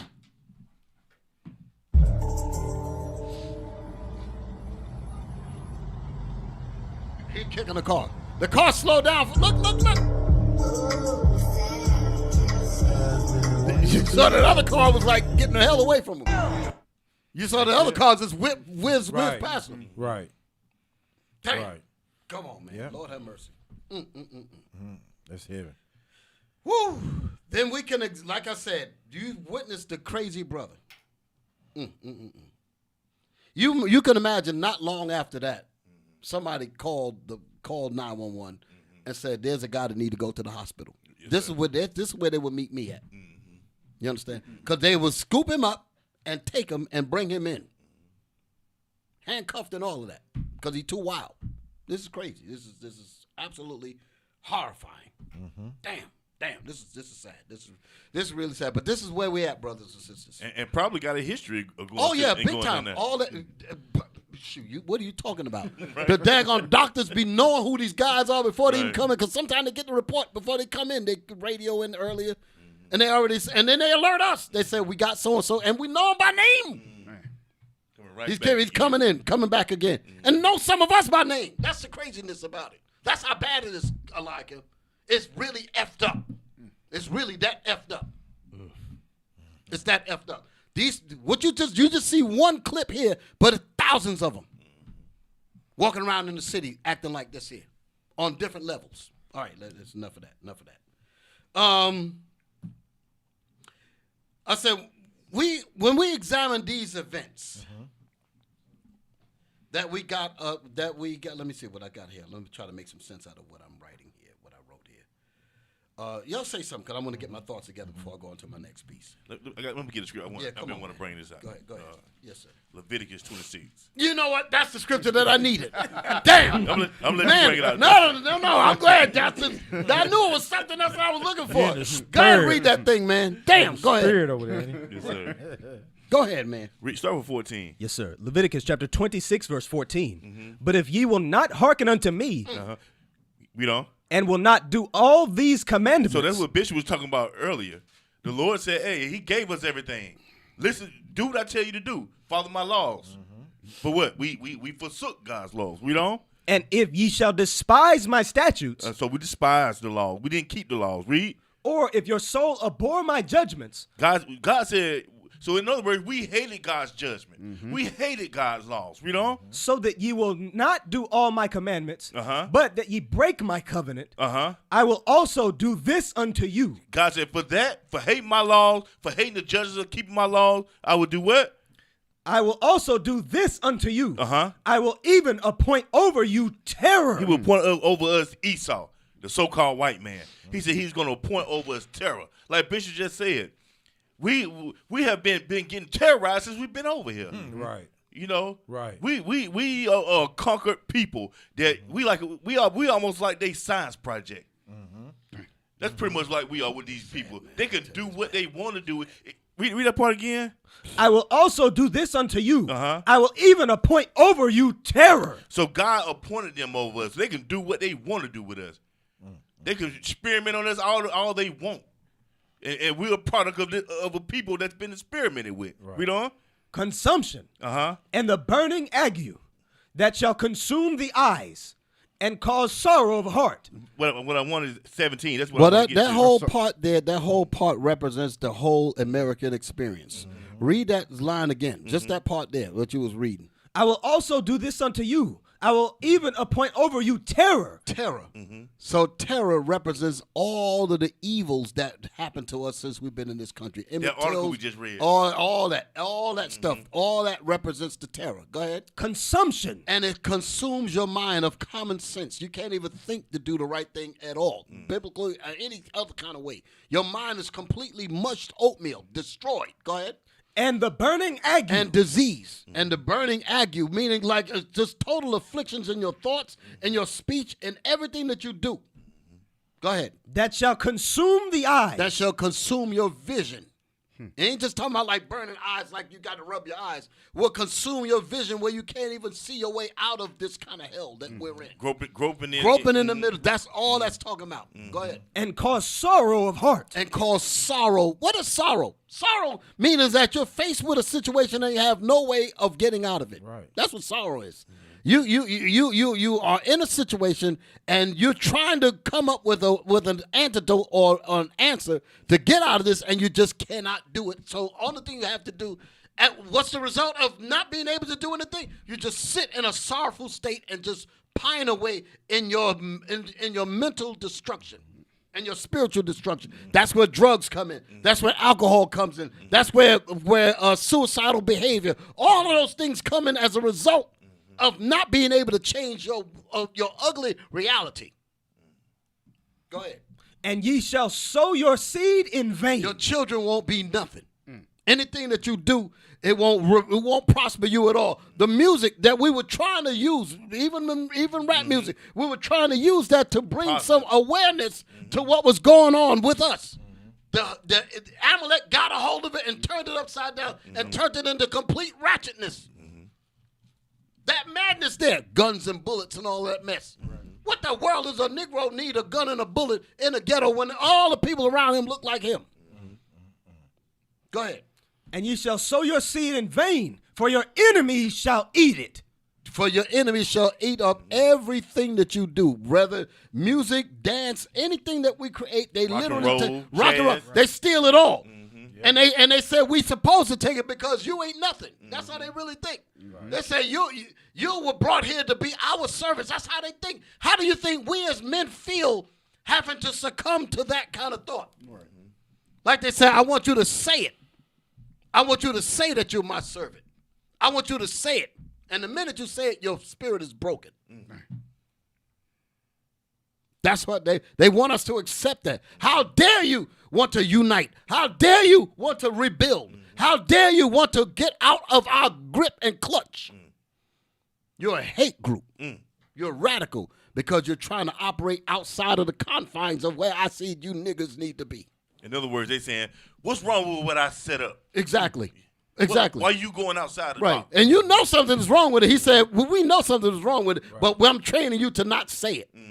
You're supposed to, even though your arms are cut up, your legs are cut off, you're supposed to say, no, we good. We happy. How are you doing? They ask you that. How are you? You're supposed to say, I'm pissed off. That's what you're supposed to say. Right. You're supposed to say, but how do you answer? I didn't say the word. but how that's how you're supposed to act. You're supposed to be like, I'm pissed the hell off. Right. That's how you. But how do you answer? You hide that realism and you say, I'm all right. I'm all right. I'm okay. I'm good. That's every time you do that, you kill the real you. Right. You kill the real spirit in you. And that's the reason why they say I need dope, because my spirit is really telling me, why in the hell you tell them how you really feel? But I have to keep quiet. And you have to keep that voice from speaking. So give me that dope to quell, to tranquilize the real spirit that wants to speak up. Give me Christianity. Give me church. People in church are just as oppressed as everybody else. And they got this pie in the sky kind of mentality, thinking that they're all right when they're just as messed up as the rest of us. But give them a whole different kind of dope called Christianity. Bishop, Yes, sir. can I pull an excerpt Come on, from this man. book? Yes, sir. Go ahead, man. I just posted it in the channel. Y'all pull that book up. Show the cover page. Like I said, we're going to be on this thing for a while. Go ahead. Yes, sir. No, you good, Bishop. What it's going into, Bishop, like you said, that inner man that you have to compress. What the book is going into is the way a child will end up when the father's not in the house. Go ahead, versus man. You when got to he bring is that in the out. house. Damn. Go ahead. Read that title also, like him. Real Boys by William Polak, Ph.D. Rescuing our sons from the myths of boyhood. Rescuing our sons from the myths of boyhood. Everything you're going into, Bishop. Go to the first Because it's page. reality. I didn't see this book. Yes, sir. But all of these events and situations, it's a common injury that we all share. Yes, sir. So I have never seen this book before. But I guarantee you what you're about to read in it, I felt it. I've seen it. Yes, sir. And I've experienced it. Yes, sir. Go ahead. Read. Go back to the other page. That's the second page. Read right there at the beginning of the second paragraph. Yes, sir. Enthrallment, father-son play. So what it's about to go into is the way when a child is young, the father will play with him. Right. Right? You may wrestle with him, show him how to fight, play football with him. Right. And what this is doing is establishing character in the son. Right. But when the father's not there to show the child how to be tough, Right. how to control his temper, Right. how to control his emotions, he grow up and he be doing that stuff that brother was doing in the street. Damn. Dancing in the street, fighting people, carrying guns to school. Right? Read that. Beginning So much very in that. Go ahead. Beginning very early in the lives of boys, fathers show a special ability to enliven and broaden their sons' play activities and to teach their sons how to feel and express certain emotions. Right. Don't cry. Show them how to be tough. Right. Right. Read. Research- Different things like that, and we may think that's small, but No, when that the father's not there to do that, then he want to fight everybody, and then the school to prison pipeline. There you go. You say your child is acting up in school. All those Right. things come in. What's happening, guys? Like I said, I've never seen this, but I know exactly what you're saying because I've seen it. The deal is, this is what we have to recognize. Boys are supposed to grow up to be men. All men are supposed to rule. That's in a man's nature. Right. A man is supposed to feel like he has dominance. He's supposed to feel like he's territorial. He's supposed to be able to dominate and create his own world. That's how he's supposed to be. He's supposed to. That's innate in us. We grow up, and the father is supposed to nurture that. That's what you were saying. Yes, when sir. he's teaching him about the emotions and all that, he says, son, I need to cultivate that natural spirit of a man that's in you. So when you grow up, you'll know how to process, Deal with with the real manhood in you. Right. And what happens, God, I don't want to get ahead of you, No, you go because ahead, that's the point. The boy grows up, and he has this manhood in him, but he can't express it. Right. So it becomes like a kettle, a tea kettle, bottled up. Yep. Yep. And then his woman is trained to hate him, to disrespect him and all that. So he's ready to just bust loose. Anybody step on his shoe for crying out loud, I'm ready to kill him. Right. That kind of stuff. Right. Because it's trapped in him. He's so suppressed. It's so suppressed. Walking time bombs. Yep. That's what's happening. Yep. Dang. Go ahead. There was more in there, right? Yes, sir. It's Go ahead. It's a little bit more. Read on, Officer. You got to just bring it on out. Yes, sir. Shoot, we need all this. Research shows that while mothers tend to soothe their child and shield them from too much stimulation, the average father is inclined to arouse the emotions and stimulate a boy. Now, hold. Go ahead. No. I ain't going to forget. Say your stuff. Yes, sir. Keyword, stimulate. Right. So that when he gets out into the world, he not acting like an animal. Right. Keyword, stimulate. Right. But again, we got to keep going back. When the father's not there to do that, we have these monsters, quote unquote, because the scriptures use that word, right? Right. Absolutely. We have monsters running around in society. Right. Yeah. So read that part again.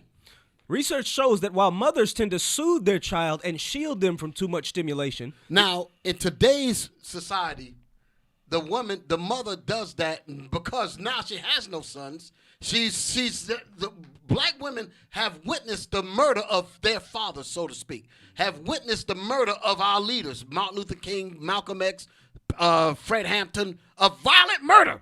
They've just seen it straight out. So that kind of trauma and experience internalized in her mind. She said, I cannot teach my son to be a man, because if I teach him to be a man, he's going to be seen as a threat to the society, and this society is going to kill him. It's the Willie Lynch. Exactly. Yes, sir. So they'll teach him how to be docile. We learn that. They teach it so you don't get in Max's way. You don't get in daddy's way. White man daddy. We don't get it. Don't make him upset. Please him. Dress like him. Talk like this. Speak nice when he comes around. Take that bass out your voice when he comes around. Speak soft to him. Don't offend him. Dang. That's what happened to us. Yeah. And black men in their spirit know that this is effed up. Right. We don't want to be like this. So we're like pipes that's ready to burst. That's what's happening with these brothers in the street. That's what's going on with them. And any little thing, any piece of music or any something that can turn that spirit up a little bit, he's gonna go full blown, way out there, like a shotgun, pellets everywhere. Go ahead. Read on, Officer. Research shows that while mothers tend to soothe their child and shield them from too much stimulation, the average father is inclined to arouse the emotions and stimulate a boy. Now, in that last part there, he said that the father is inclined to arouse the emotions and stimulate the boy. He will know how to stimulate him to use his mind properly, to know how to organize. Right. Give me Ecclesiastes 7 and 7. This is what I'm talking about. Watch this here. Ecclesiastes. Hey, I want you to read more of that. Yes, sir. Bring it out, Bishop. I'm going to let you bring it on out. Yes, sir. I just want to bring this part in here right here. All this is dealing with the cause and effect. I'm still dealing with the first part of 4 pieces of what I'm going to deal in this series. I'm just saying that to y'all brothers and sisters now. We have not skipped off the track at all. This is the cause. We are trying to repair the damage of absent and broken fathers. We have to deal with the effect of what we're dealing with now. Go ahead. Ecclesiastes chapter 7 verse 7. Surely oppression maketh a wise man mad. Surely oppression maketh a wise man mad. When our people are oppressed, that's what I was talking about, that pipe, that pressure that's in us. It will make you crazy. It will make you crazy. But a father, it says, son, don't do anything crazy. Right. That's organize. Man, be Gird creative. Up. Gird up. Yes. Have a proper control. When I say control, I ain't talking about control to the point where your enemies like it. I'm talking about where you ain't. Here you trying to deal with one thing and you're so wild you're taking out the whole damn building when your problem was just over there. You got to know how to be controlled with your apparatus, so to speak. That's what the wise man would learn. A father would teach him how to. Let me put it this way. Again, going back to Braveheart. Here's a perfect example. The men were going out to war, the older men. The young son said, I know how to fight too, and he had his little sword, and he said, I want to do all kind of stuff. Like I can fight. That's him wanting to be that manhood again. The elder told him, said, listen, learn how to use this, and it will teach you how to use this. That's the point. Yeah. That's what the father is supposed to be doing. Right. Teaches him how to know how to use that anger that God gave him, use that aggression that God gave him, because that's in us. Right. We're territorial. We're domination. We're to be dominant, but we have to know how to use that with finesse. I guess that's the word. Yes, skill. Yes, to sir. get what you need to get accomplished, where you ain't tearing up the whole village. You're precisely dealing with the problem because you were thinking. You were thinking. That's what he said. You learn how to use this, and it will teach you how to use the sword. Go ahead. Oh, shoot. That reminds me of what Deacon Abiel said. There was one line in the song with the dedication, which we all love. He said, boy, you going to have your day. Yeah. That was a one line, but it's so much meaning in that Go because he's ahead, saying like what you said. You're being tuned. I'm tuning you right now. I am stimulating your mind. I know you have these emotions. Exactly. A father might provoke him he might make him lose in the basketball game or something in the chess. Okay, now take that, bring it back down. Fathers, they do stuff like that, Yes, but sir. it's for their education. Exactly. Teach them how to use it wisely. Right. Teach them how to be effective with it. Yep. You understand? Yep. Here you're trying to kill a fly in the house, and you don't use a damn bazooka to kill a fly. Right. That's an example. You mad as a boom! Right. You blow the whole damn house up when the damn fly is still flying around.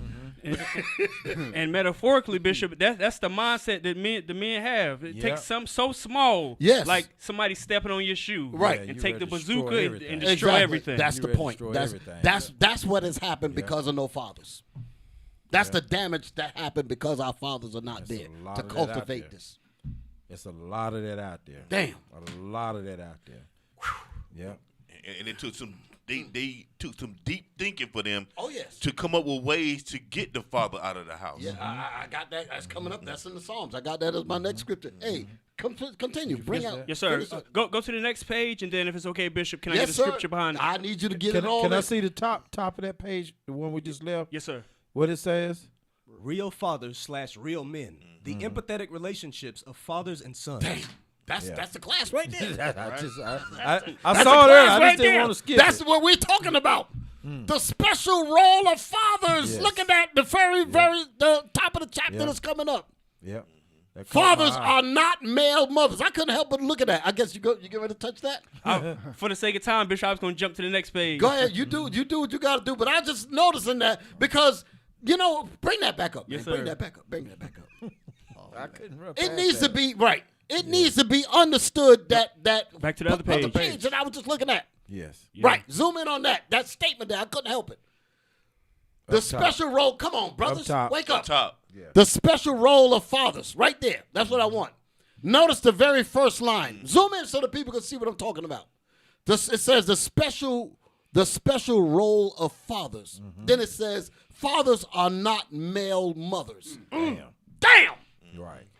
You need to understand that there's a role for a father. He's just not a male counterpart of your mother. Right. He's not a male version of your mother. He's not.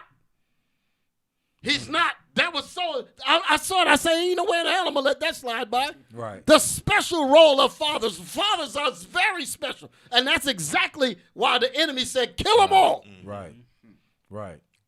Go ahead. Read some more of that. Just read the rest of that. Interactions between father and son are, as we know, crucially important in a boy's life. Crucially important in a boy's life. Crucially. They bringing it out. But what? But they don't always look the same as those between mother and son. No. Fathers tend to develop There's a difference. There's a big difference.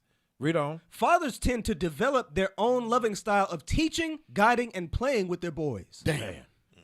That's it. Lord have mercy. That's some good stuff. Go to the other page. Hey, I gotta get that book, brother. Yes, sir.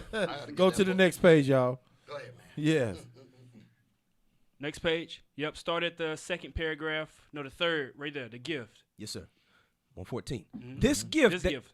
So let me just lay this out first. bring The it. gift that is talking about is how a father nurtures a child, a young boy, to bring him up to be a man, to know how to control his emotions, so on and so forth. Read. This gift that fathers have, this enhanced ability to evoke a son's diverse emotional responses. Emotional responses. Read. Is- Still going into how did the word using on the other page? To provoke. No, go back. I'm sorry, Bishop. Yeah, Stimulate. Yeah, stimulate. There we go. Stimulate. Stimulate. That's the word I was trying to think of. So go back. to where you was at. Go ahead. This gift that fathers have, this enhanced ability to evoke a son's diverse emotional responses, is invaluable to boys. Is invaluable to boys. The enemy said, get rid of that valuableness today. We don't want them to be cultivated in being real men. Right. Go ahead. Right. With the help of their dads, boys can learn how to engage in a broad range of appropriately spirited behaviors.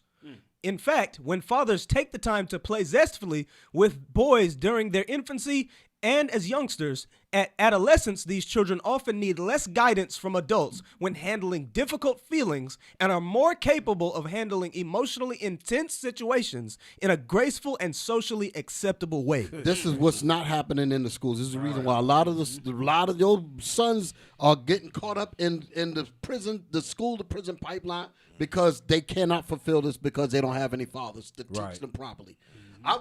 It's a horrible thing for me to have to acknowledge this in terms of putting this message out there to our sisters. Our sisters, we have a lot of sisters out here that's got children, lots of them. More than we can even imagine. There's so many of our women out here that are trying to raise sons and there's no fathers. I truly feel sorry for them. I mean, because I can imagine how hard that is when she's looking around and she has no father, no protector, nobody that really knows how to get in there and really deal with that son properly. I feel for you, sisters. I really do. I don't know how that's gonna ring in your ears as I say that, but it's a terrible thing for me to know that that's what's going on in my community. That a lot of these sons are in serious trouble when they go to school. The whole society is trying to destroy it. I mean, that's the reason why when they come in here, that's why I talk the way I talk when I say in terms of trying to build these brothers up and to really be disciplined and all that, trying to give them what we did not have when we were coming up. We got to inverse this father surrogacy, because a lot of these sons, these brothers and sisters that's coming in here, there is no fathers in them. Right. A lot of them coming here from broken homes and all that. They don't have any fathers when they come in. We got to be their fathers in this Bible. Yep. We got to literally be there. We got to be their surrogate, or I don't want to use de facto, but we got to be there. We got to be their fathers, so to speak, to give them what they miss. Right. Teaching them about order, discipline, structure, organization. We got to teach them that, and the enemy hates us for doing that. Yep. Exactly. So I understand that. I understand that. But this is what these sisters need fathers for these boys. And it's a sad situation, sister, that you end up with sons and you got no fathers to take care of these sons. It grieves me. It grieves me as a brother, as a father, as a leader, as a brother. It grieves me to know that that's the pain that your sisters got to deal with. Got to worry about your sons when they go out and risk death. You don't even know. Every time you hear a bullet, a gunshot, or a siren or something, you don't know if your son is the reason for that, and you're worried all the time. But this is what has happened to us because we went to sleep and the enemy just came in and just destroyed a whole lot of the standards that will hold our nation together. Go ahead, man. Go ahead, officer. Sirach 3 and 9, Officer Locke, yeah. Real quick. The book of Ecclesiasticus, chapter 3, verse 9. For the blessing of the father establisheth the houses of children. So that's what we're talking about. The blessing of the father establishes the houses, right? Bringing up children, bringing up their son to show him how to be strong, show him how to express his emotions, show him how to be a man of God when he gets to that age. Read it again. For the blessing of the fathers establisheth the houses of children. The book was speaking, it said it was invaluable, meaning if the son don't get those things, then he going to walk and go through his life and he going to have that empty space. Yeah, he gonna end up in jail. Right. He not gonna know how to deal when stuff come up, when things happen in his life. Read.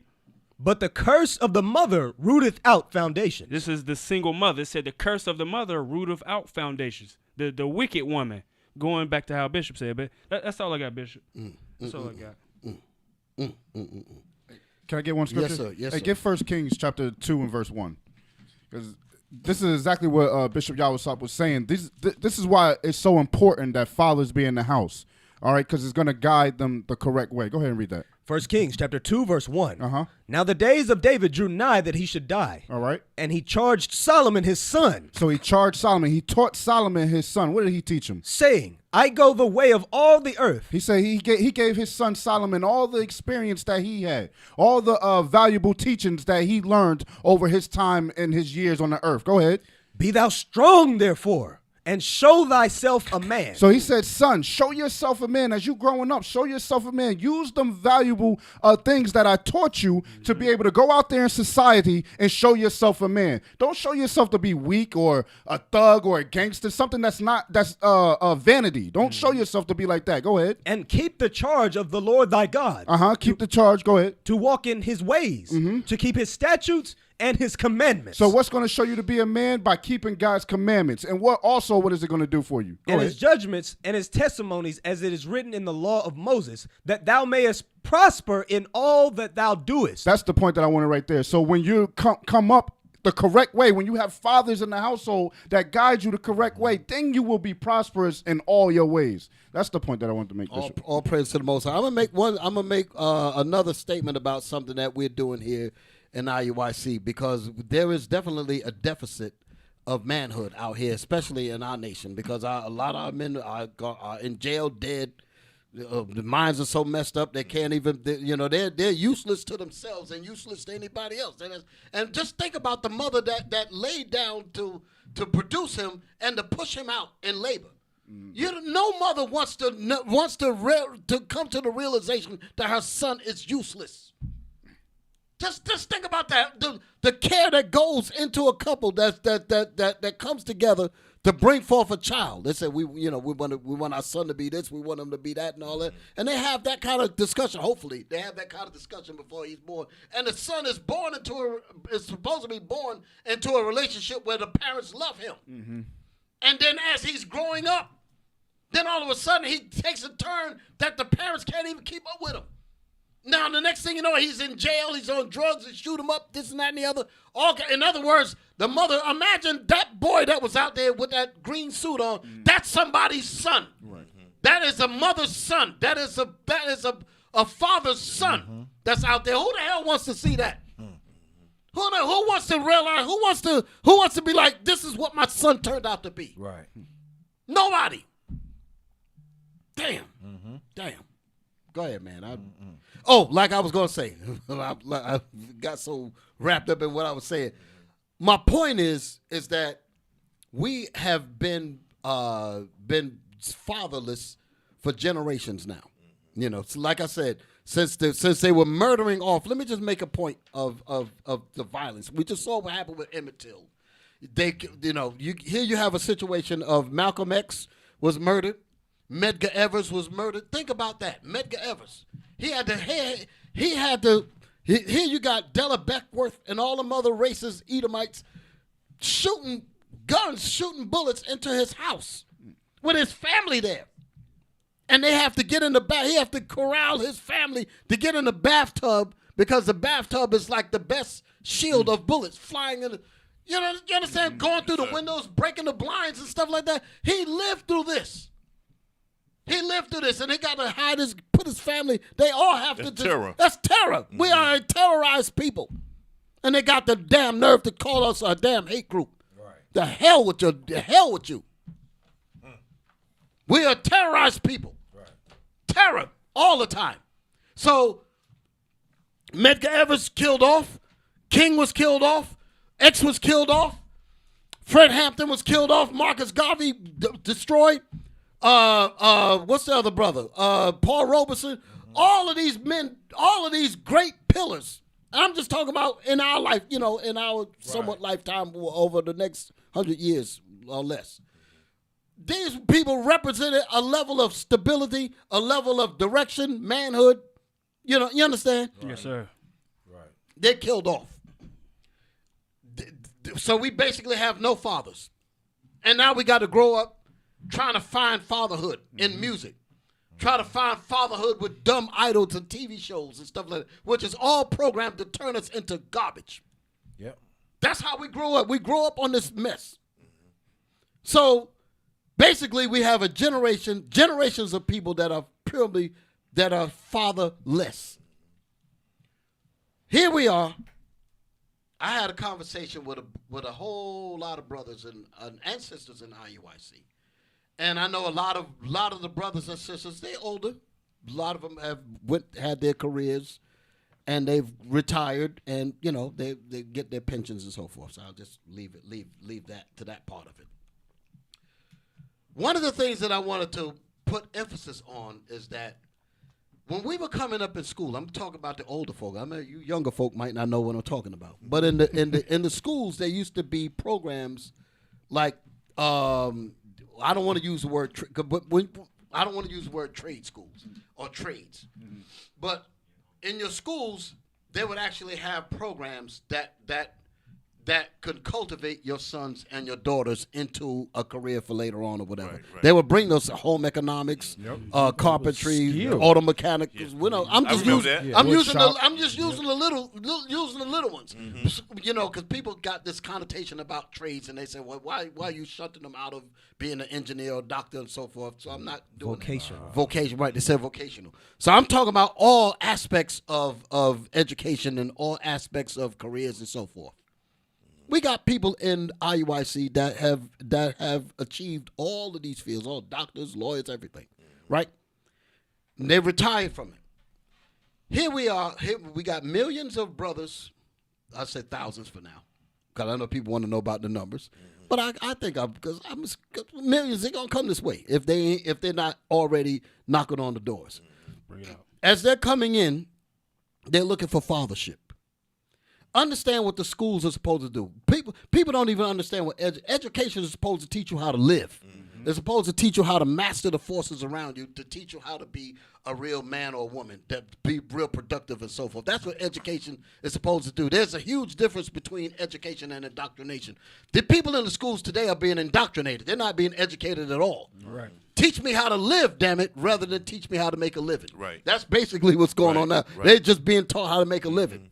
And it has nothing to do with how to properly live. So they're not learning that. So a lot of our kids are coming into the body.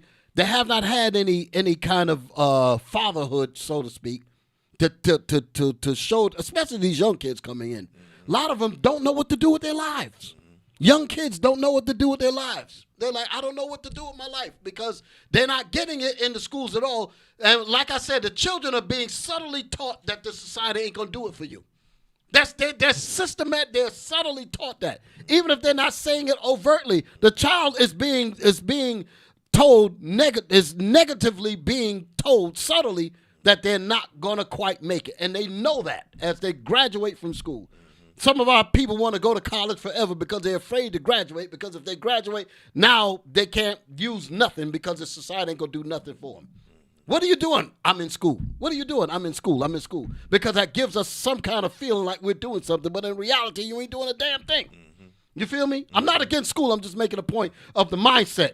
The purpose of going to school and getting the education is so that you could do something with your life afterwards. We don't have any vision to even do anything with that. You feel it? You feel me? That's why I'm sorry, Bishop. Go ahead. No, Bishop, I was just going to say, that's why so many children go to college, and then after they get finished college, they get out and go work at McDonald's. Exactly. Something silly like that. Exactly. That's my point. That's my point. That's my exact point. And in debt from student loans. Exactly. Right. Exactly. So my point is, a lot of these brothers and sisters are coming into the body. What time is it? Okay, I still got a little bit of time. A lot of our brothers and sisters are coming into the body. and they do not really have guidance counselors like they would have in the schools, for instance, like I was talking about with the trades. I'm going to use the word professions because it's not just how to be a carpenter, mechanic, or whatever. Maybe teach you how to be a paralegal, doctor, lawyer, whatever. You can learn these things also. They should have had things like that in your educational system to groom these kids into these righteous, into these real careers, so to speak. But because the schools don't have them, the fathers should have been there to do that as well. You feel me? The fathers should be able to sit down with the son, the mothers, the daughters, or whatever, and cultivate a skill that they see in the child, and say, you know what, this will be good for you, or such and such, or give them a variety of different things that might perk their interest, and cultivate that skill. Our kids ain't getting none of that at all, none of them. And a lot of them come in here. I'm talking about the young ones now. A lot of them come in here, and they don't have that. They don't have that in their spirit because they have not been taught that. You feel me? So now let me get to the part about what I'm saying about many of us that have went through our fields and all of that. I said after you put the finishing touches on the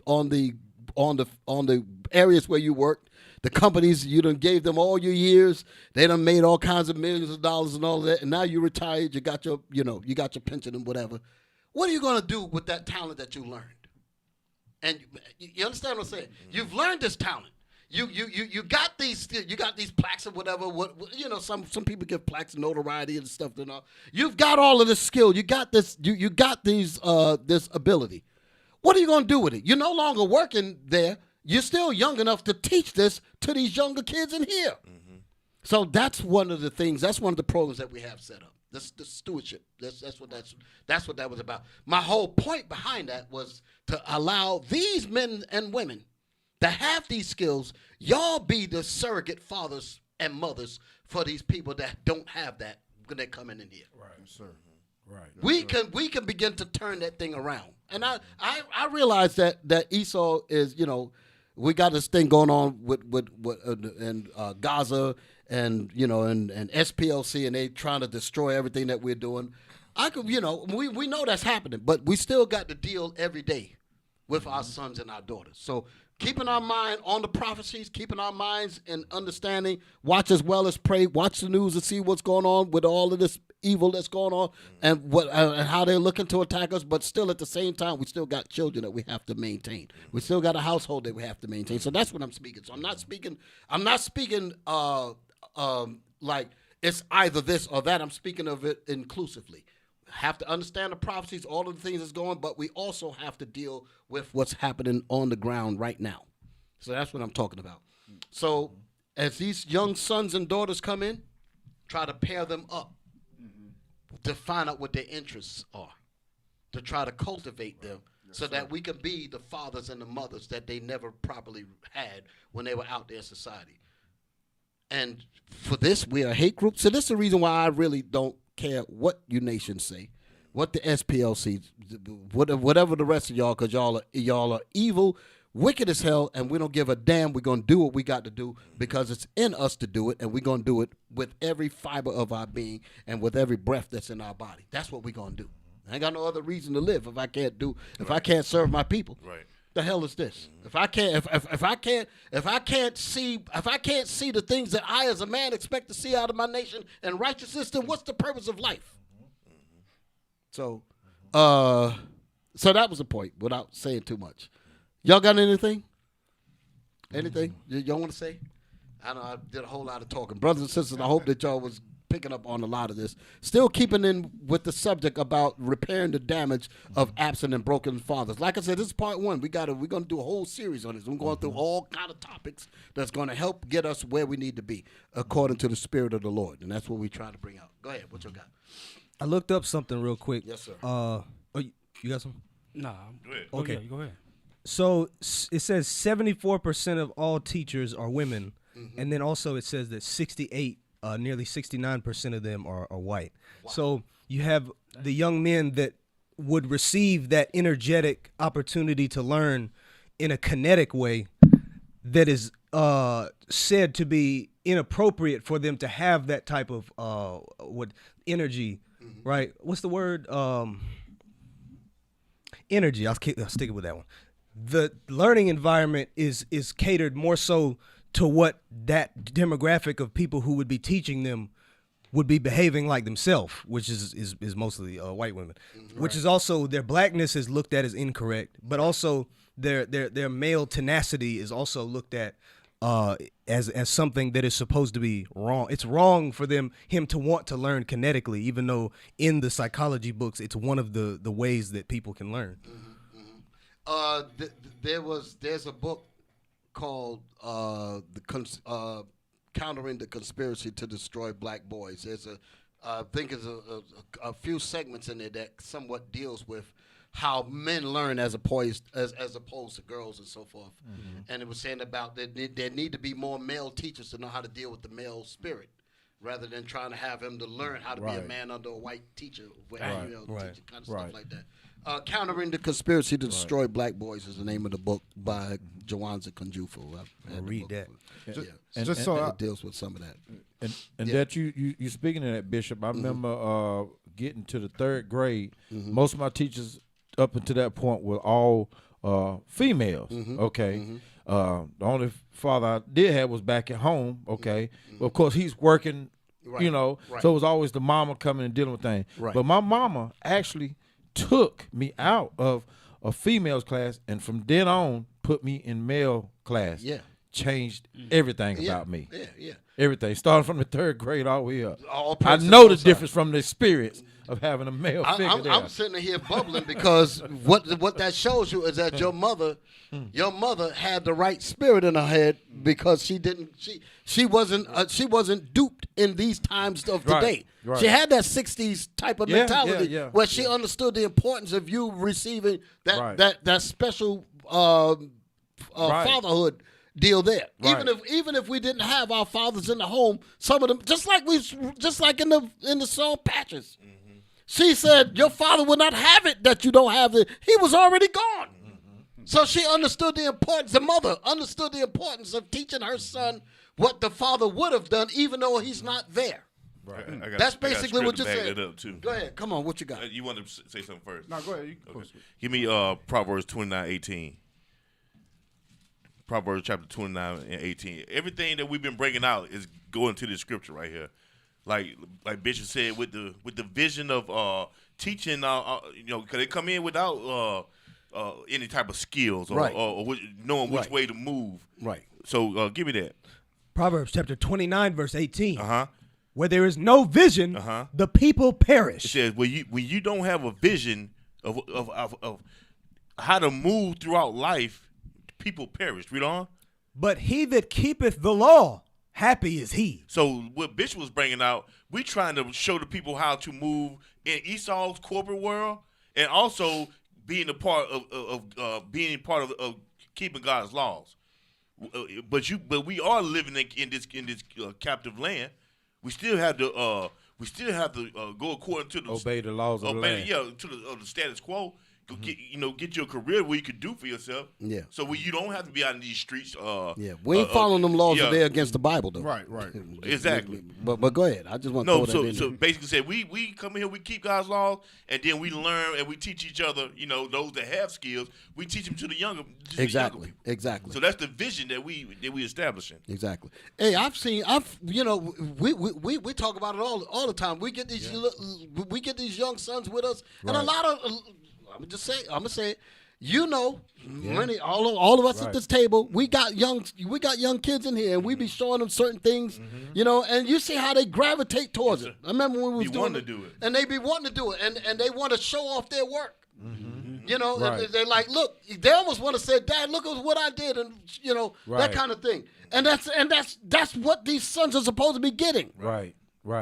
So again, it goes back to my point about brothers that have finished put the finishing touches on these corporations and companies that they worked in, trades, whatever. Now you done got that skill. Bring that skill to your next generation of people, even if it's not your own biological son. Bring it to these sons and these daughters that's here. You mothers, you women that got these careers. A lot of y'all got all kind of great careers. Teach these young girls this some of this stuff so that they're not all kind of confused and all of that, so they have Right. some idea on which way to go and learn how to really be a proper mother and a proper woman. Right. They need to learn that thing. Right. Okay? Right. We're trying to put that together. That's what wise oppression maketh a wise man mad. We're mad enough to know how to learn how to organize to fix the problems. Right. And if we do this according to the Lord, let me say this here too, because they're not going to do no Panther stuff to us, and wipe them out and all that. We are the people of the Most High. Okay, and the Most High got our back. That's right. And you put your hands on us, I'm going to say it now. I'm looking for the Lord to tear your ass from limb to limb. Right. And just tell you straight. You can make all the lies you want, do all what you want to do. But the Most High going to deal with you for putting your hands against His program. Right. We're doing what the Lord told us to do. You best to leave us the hell alone. Just like it says in that book, Judith. Is that it? Yes, Judith. The 5th chapter. It said that. Yes. Let's get that real quick. Let me end with that damn thing there. Yes, sir. With moments left. Give me that. The book of Judith, chapter 5. That'll be the end of part 1. 3 more. Huh? Shoot, man, I'm telling you, we ain't even get heated up yet. We're gonna keep it flowing too. Next week after next, Lord will, we're gonna keep it going. I had a lot of stuff to bring you out to show you how we're gonna get past all of this foolishness by the word of the Lord. What we got? Come on. Judith chapter 5, verse 20. Now therefore, my Lord and governor, if there be any error in this people. This is the reason why we look to stomp out all evil and wickedness and sin. This is why we have to do it, because we need to make sure that we are in the good graces of the Lord. Come on. And they sin against their God. Go ahead, read it again. Now therefore, my Lord and governor, if there be any error in this people. If there be in what verse 17? What verse 17 say? Verse 17. And whilst they sinned not before their God, go ahead, they prospered. That's what we was reading in Deuteronomy, the 20th chapter. Read that again, because the top part of Deuteronomy, the 20th chapter, from verse 1 to 14, gives you the blessings that we would have inherited if we would have kept God's laws. Read that again. Judith 5, verse 17. Yes, sir. And whilst they sinned not before their God. And this was being said to this king, Holofernes, who wanted to know why we didn't bow down and worship him like all the other nations were made to do. We're moving to the drum beat of the Most High, and that infuriated him. Go ahead, read that again. And whilst they sinned not before their God, they prospered. They prospered. Go ahead. Because the God that hated iniquity was. Y'all hear that? The God, the power, our Father, the Most High, He hates sin. Go ahead.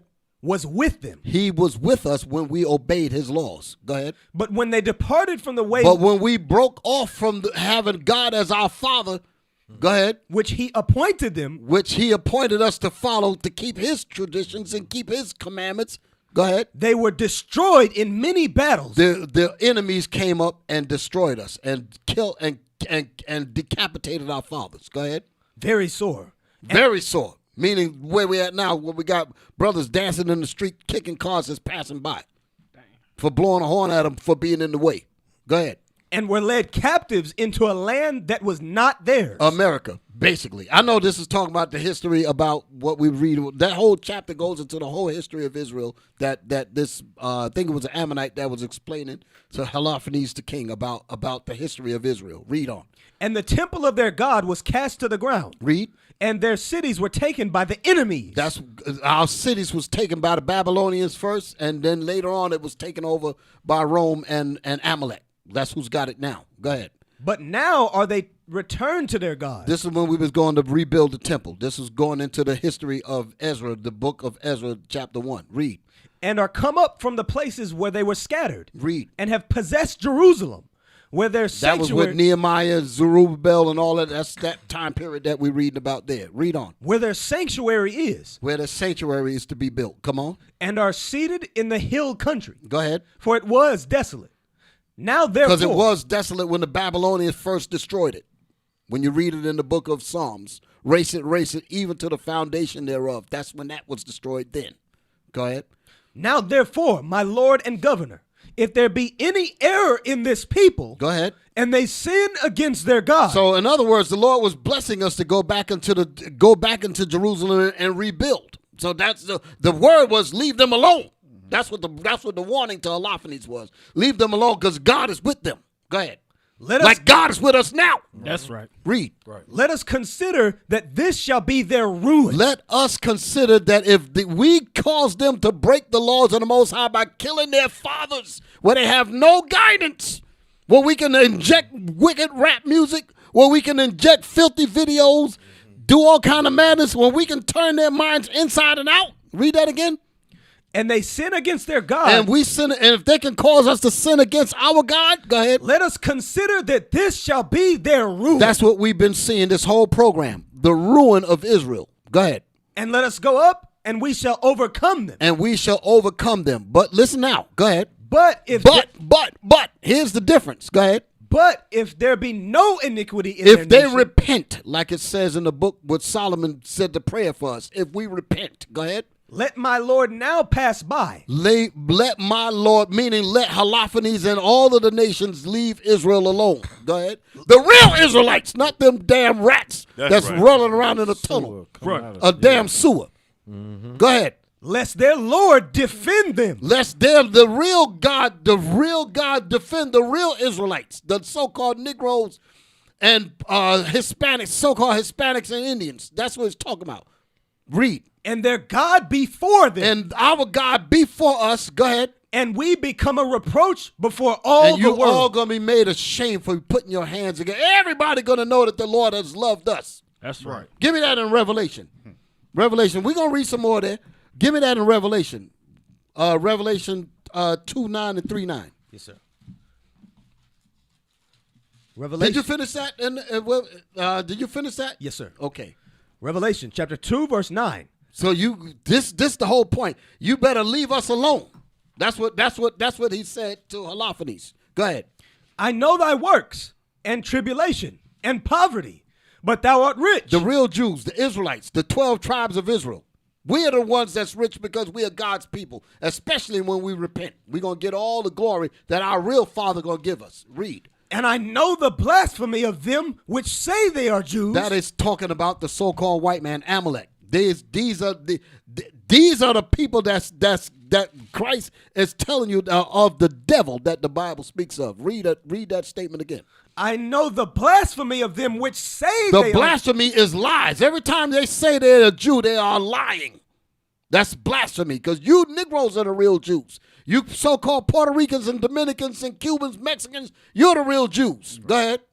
I know the blasphemy of them which say they are Jews and are not. And they are not the Jews. Go ahead. But are the synagogue of Satan. But they are the synagogue of Satan. They're the house of Satan. That's what that's talking about. Give me 3:9. Is there more on it? No, that was it, right? Give me 3:9. That's not. Chapter 3, verse 9.